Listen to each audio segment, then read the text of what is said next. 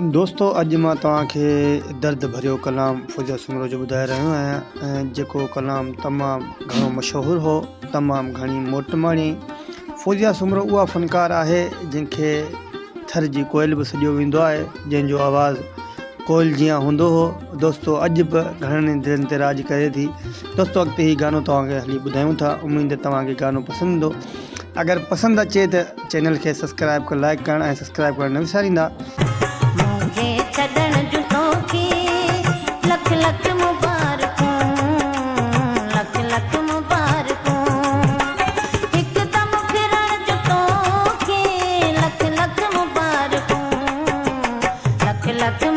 जी त दोस्तों फ़ौज़िया सुमरो पंहिंजो दर्द, पंहिंजी दाह, पंहिंजी जेका आहे ॾुख ॾोरापा सभु हिन कलाम में ॿुधाया।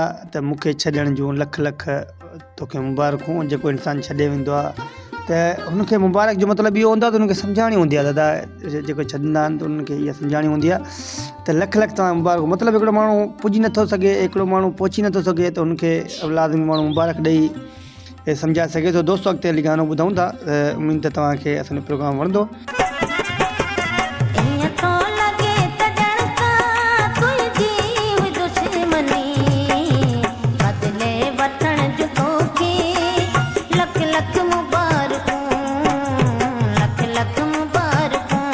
दोस्तों ही फ़ौज़िया सुमरो जो तमामु बहितरीनु कलाम हो, तमामु मशहूरु कलाम थियो। हिन कलाम में त जेके बोल चया आहिनि, इहे त हिकिड़ी माण्हू ॾोरापो ॾेई सघे थो, कंहिंखे मयार ॾेई सघे थो त माना तुंहिंजी दुश्मनी हुई या तो अहिड़ो को मूंसां पलांद कयो। इन हिसाब सां हिन फ़ौज़िया सुमरो जो साहबा ॿुधायो।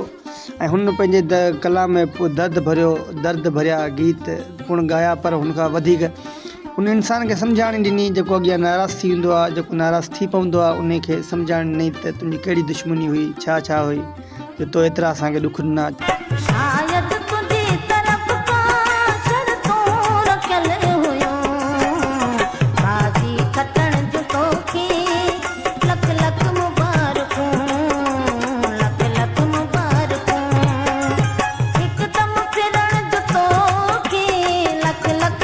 दोस्तों अगर मुझे प्रोग्राम तव्हांखे सुठो लॻो है तो पंहिंजी कमेंट में राय ज़रूर ॾींदा। असां थोरा आहियूं कामरान जानी जा, अब्दुल अज़ीज़ चाचड़ साहब जा ऐं ॿिनि दोस्तनि जा जेके असांजी वीडियो खे पसंदि कंदा ऐं पंहिंजी राय कमेंट में ॾींदा। त अॻिते हली तव्हां लाइ अञा तमामु बहितरीनु गाना ॿुधाईंदासीं तव्हांखे। दोस्तों अॻिते हली गानो ॿुधूं था।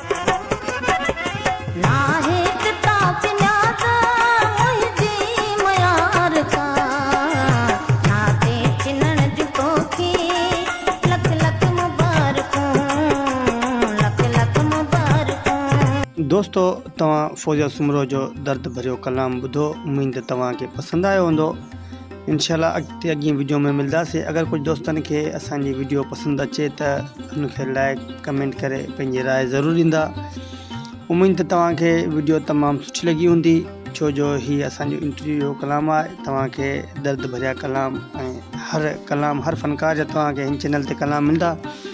तव्हां पंहिंजे भाउ नेक मोहम्मद ऐं सिंधी म्यूज़िक स्टेशन खे इजाज़त ॾींदा। इंशाल्लाह अॻिए वीडियो में गॾु।